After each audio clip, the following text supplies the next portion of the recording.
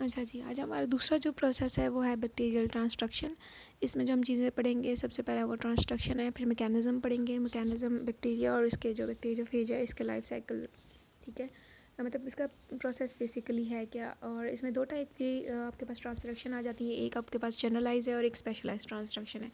And पे हम इसकी सिग्निफिकेंस देखेंगे। सबसे पहले ट्रांसट्रक्शन क्या होती है।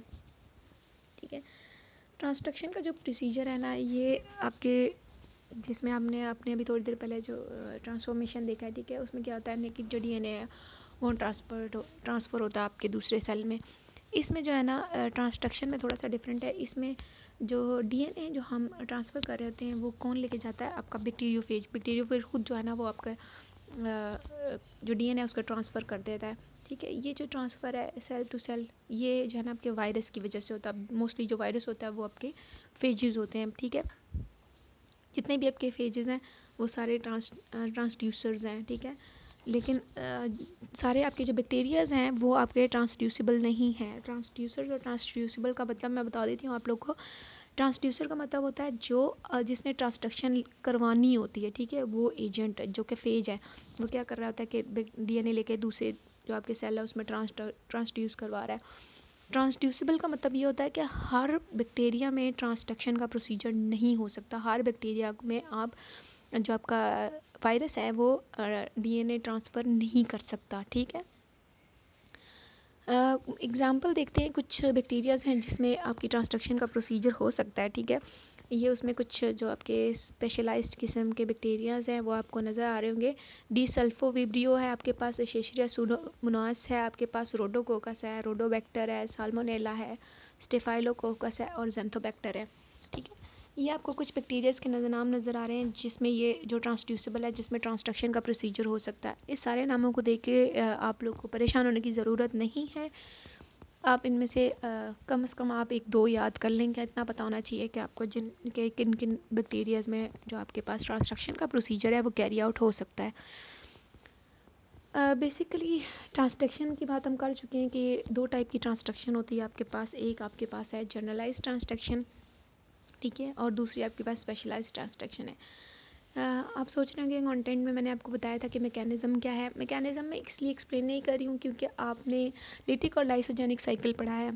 ठीक है, लिटिक और लाइसोजेनिक साइकिल जो है वो बैक्टीरियोफेज के लिए था। ठीक है, बैक्टीरिया की इंट्रेंस और वो कैसे उसके साथ सर्वाइव करता है और दूसरे केस में वो कैसे उसकी किलिंग कर देता है, वो जो सारा प्रोसीजर है ना वो बैक्टीरियोफेज का मैकेनिज़्म है। ठीक है, वही मैकेनिज़्म फॉलो करता है जो आपका ट्रांसडक्शन के प्रोसीजर के लिए जो आपका फेज है। ठीक है, तो इसलिए मैं उस चीज़ को एक्सप्लेन नहीं कर रही।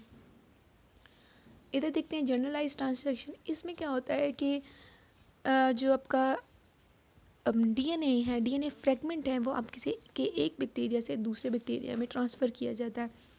लेकिन कौन सा बैक्टीरिया इसको करता है, लिटिक बैक्टीरियोफेज, यानी जिसने लिटिक साइकिल करना है, जिसने वो किलिंग करनी है। ठीक है, अब इसने क्या करना है, एक बैक्टीरिया से आपका लिया फ्रेगमेंट डीएनए और उसको ट्रांसफ़र कर दिया इनटू अनदर बैक्टीरियम। ये जो डोनर बैक्टीरियल डीएनए है इसमें क्या होता है कि इसकी जो मैच्योरेशन है, ठीक है, उसमें एरर आ सकता है। क्यों? क्योंकि इसमें लिटिक साइकिल जो लाइफ साइकिल है उसका प्रोसीजर हो रहा होता है। ठीक है, अब बात बेसिकली क्या हो रही है कि जो जनरलाइज ट्रांसडक्शन है ना, इसमें अगर सिंपल अल्फाज में देखें तो आपने लिटिक साइकिल पढ़ा है। ठीक है, लिटिक साइकिल में क्या होता है कि आपका जो फेज है ना वो अपना डीएनए ट्रांसफ़र करता है बैक्टीरिया में। इसको थोड़ा सा बस आपने डिफरेंट करना है कि फेज जो है वो क्या कर रहा है, एक बैक्टीरिया से डीएनए ले रहा है फ्रेगमेंट और दूसरे बैक्टीरिया में इसको ट्रांसफ़र कर रहा है। ठीक है, थ्रू द लिटिक साइकिल, यानी उसमें के एंड में उसकी क्या करनी है, लाइसिस करनी है। इसके ये कुछ स्टेप्स हैं, आप देख सकते हैं। क्या करता है कि जो आपका लिटिक बैक्टीरियोफेज है, जिसने लिटिक का जो लिटिक प्रोसीजर है वो कैरी आउट करना है, इसने सबसे पहले क्या करना है, जो कोई भी ससेप्टेबल यानी जिसके साथ वो जिसको जो ट्रांसड्यूसिबल्स हैं, ठीक है, जिसके साथ वो अपना प्रोसीजर कैरी आउट कर सकता है, उस बैक्टीरिया के साथ वो क्या होगा, उस बैक्टीरिया के ऊपर जाके उसके ऊपर एडजॉर्ब होगा, यानी उसके ऊपर चिपक जाएगा। ठीक है, इंटर करेगा उस बैक्टीरियम में और उस बैक्टीरियम से क्या कर लेगा, जो अपना वायरल जीनोम है उसके अंदर ट्रांसफ़र करेगा। ठीक है, और उसकी मेटाबॉलिक मशीनरी को यूज़ करते उसके कंपोनेंट्स और एंजाइम को यूज़ करना स्टार्ट कर देगा। अब आहिस्ता आहिस्ता उसकी कैप्सिड बन रहे हैं, ठीक है, बैक्टीरियोफेज हेड बन रहा है, टेल्स बन रही हैं, उसकी असेंबली होगी। और जो ये सारा प्रोसीजर जो उसने मतलब जो उसने करना था, ठीक है, ये उसने कर लिया। लेकिन जो डोनर बैक्टीरियम है, ठीक है, वो जो है अब देख सकते हैं क्योंकि इसने लाइसिस की है, उसका सारी मशीनरी यूज़ की है, ठीक है, तो अब उसने क्या कर लिया, उसका जो पार्ट था बैक्टीरियम, जो न्यूक्लियाइड था, वो उसने ले लिया हुआ है, ठीक है। और जो असेंबली हुई है उसमें आपके पास जो बैक्टीरियल जो आपका जीनोम है वो भी शामिल है, ठीक है। यानी अब जो आपका रिलीज़ हो रहा है नेक्स्ट स्टेप में, जो आपका वायरस रिलीज़ हो रहा है, इसमें आपके पास बैक्टीरियोफेज के पास बैक्टीरियम डीएनए भी है। यानी आपके पास ऐसे बैक्टीरियोफेज प्रोड्यूस होंगे जिसमें कुछ के पास अपना डीएनए होगा, लेकिन कुछ ऐसे आपके बैक्टीरियोफेजेस भी होंगे जिसमें बैक्टीरियम का डीएनए भी होगा, ठीक है।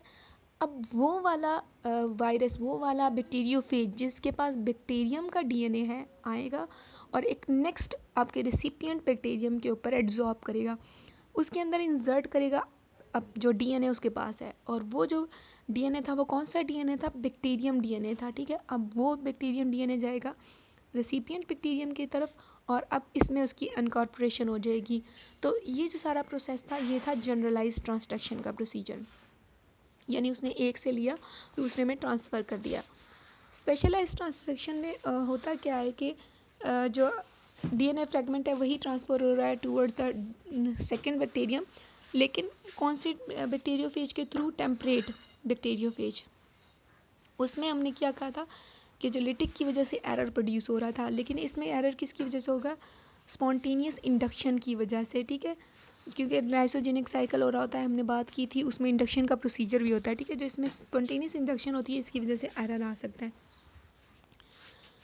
अब स्पेशलाइज ट्रांसक्शन और दूसरी ट्रांसक्शन में आप सोच रहे होंगे फ़र्क क्या है। एक तो इसमें जो साइकिल कैरी आउट हो रहा है उसमें लिटिक था, इसमें लाइसोजेनिक है, उसमें लिटिक बैक्टीरियोफेज था और इसमें टेम्परेट बैक्टीरियोफेज है। और तीसरी चीज़ इसमें जो है चीज़ आ रही है वो इसमें एक चीज़ जो डिफरेंट है वो ये है कि जो फेज है ना, वो अपना जीनोम किसी स्पेसिफिक साइड पे जाके इंसर्ट कराता है, ठीक है।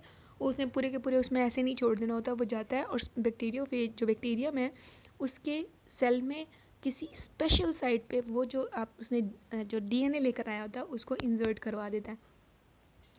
बाकी उसका प्रोसीजर वही सेम है। वो क्या करेगा, बैक्टीरियोफेज जाएगा, अपना डीएनए इंसर्ट कराएगा, ठीक है, उसके साथ रेप्लिकेशन होगी।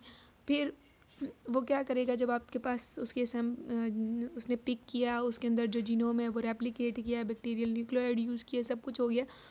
इस तरह उसने क्या करना है कि आपके पास जो बैक्टीरियोफेजेस बन रहे हैं, ठीक है, वो उसमें आपके पास जो नया बैक्टीरियोफेज बन रहा है एप्लीकेशन के बाद, ठीक है, उसमें आपके पास उसमें ये था कि पिछले वाले में थोड़ा सा डिफरेंस ये था कि जो बैक्टीरियोफेज था उसके पास एक बैक्टीरियोफेज के पास फुल आपका डीएनए पार्ट था। लेकिन इसमें क्या होगा, इसमें ऐसा नहीं होगा, इसमें कुछ पोर्शन आएगा, क्योंकि शुरू से ही जब उसने न्यूक्लियाइड में एंटर होना होता है वो कुछ पोर्शन इंसर्ट होता है। इसी तरह जो बैक्टीरियोफेजेस बनेंगे उनके पास अपना डीएनए भी होगा और साथ में कुछ पोर्शन होगा बैक्टीरियल जो क्रोमोसोम्स हैं जिसके साथ उसने रेप्लिकेशन का प्रोसीजर किया है, उसका छोटा सा पार्ट उसके पास होगा, ठीक है। और वो उसी के साथ इंसर्ट करेगा towards the next into the next bacterium, ठीक है। अब नेक्स्ट बैक्टीरियम में जो चीज़ इंटर कर रही है वो आधा वायरल जो जीनोम है और आधा बैक्टीरियल जीनोम है, ठीक है। और इस तरह का जो ट्रांसक्रिप्शन का प्रोसीजर होता है इसको हम बोलते हैं स्पेशलाइज्ड ट्रांसक्रिप्शन। एंड पे इसकी सिग्निफिकेंस देखेंगे कि सिग्निफिकेंस क्या है। इसमें आप देख सकते हैं कि ट्रांसफ़र हो रहा है जेनेटिक मटेरियल, ठीक है, एक से दूसरे में, क्योंकि जेनेटिक मटेरियल ट्रांसफ़र हो रहा है तो आप देख सकेंगे उसके जेनेटिक लेवल पे अल्टरेशन आ रही है, चेंजेस आ रही हैं।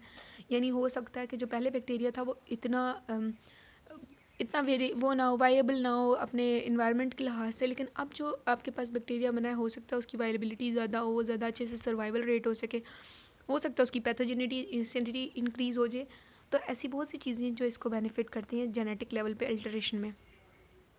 स्पेशलाइज्ड ट्रांसक्रिप्शन में एक वो जीन की बात करें, गॉल जीन, एक सेल है जिसमें एबिलिटी नहीं होती कि वो मेटाबोलाइज कर सके गैलेक्टोज को। अब नॉर्मल जो आपकी ट्रांसक्रिप्शन का प्रोसीजर है उसमें ये नहीं हो, मतलब जो नॉर्मल आपका सेल है उसमें ये चीज़ नहीं होती, लेकिन वो कह रहा है कि स्पेशल ट्रांसक्रिप्शन के प्रोसीजर के बाद हो सकता है कि वो जो जीन है जिसमें गैलेक्टोज मेटाबोलाइज करने की एबिलिटी नहीं थी वो उसको मिल जाए, ठीक है। मतलब ये उसने एक एग्जांपल दिया आपको। उसके अलावा आपको पता है एवोल्यूशन आती है, जब जेनेटिक लेवल पे कोई चीज़ चेंज हो रही है तो क्या हो रहा होता है कि एवोल्यूशन एक रिलेशनशिप पे भी है वैसे भी, और एवोल्यूशनरी चेंजेस भी आती हैं। प्रोफेज का और जो होस्ट बैक्टीरियल सेल हैं इनके बीच में आप एवोल्यूशन प्रोसेस जो पीछे से आता हुआ चल रहा है उसको आप स्टडी कर सकते हैं, ठीक है। उसके अलावा जो प्रोफेजेस हैं जो इतने पुराने टाइम से एग्जिस्ट कर रहे हैं, ठीक है, या जो मतलब जितने टाइम से आ रहे हैं, या जो आपका वायरल ओरिजिन है कैंसर का, ठीक है, वो भी आप क्या कर सकते हैं, स्टडी कर सकते हैं, ठीक है। या आप इसको ये सारी चीज़ें स्टडी करने के बाद बता सकते हैं कि आप ये बता सकते हैं कि जो कैंसर का ओरिजिन था वो वायरल साइट से आया आपके, ठीक है। उसके अलावा जीन लिंकेज की स्टडीज़ में आप कर सकते हैं। ज़ाहिर बात है एक जीन पूरा जीन ट्रांसफ़र ही हो रहा है, ट्रांसफॉर्मेशन जो आपका ट्रांसक्रिप्शन का प्रोसीजर है, ठीक है। तो इसके हिसाब से आप ये देख सकते हैं आप जो पुरानी ट्रांसक्रिप्शंस हैं, ठीक है, अगर उसको मुकम्मल स्टडीज़ देखें तो आप जीन लिंकेज बता सकते हैं कि इसमें जीन लिंकेज का प्रोसीजर कैसे हुआ है। वैसे भी सिर्फ जीन लिंकेज इसमें नहीं, ह्यूमन में भी स्टडी करने में आपको हेल्प आउट हो सकती है, ठीक है। तो ये इसकी कुछ सिग्निफिकेंस थी। ये दोनों प्रोसीजर्स हमने आज पढ़ने थे। ओके बच्चे, अल्लाह हाफिज़।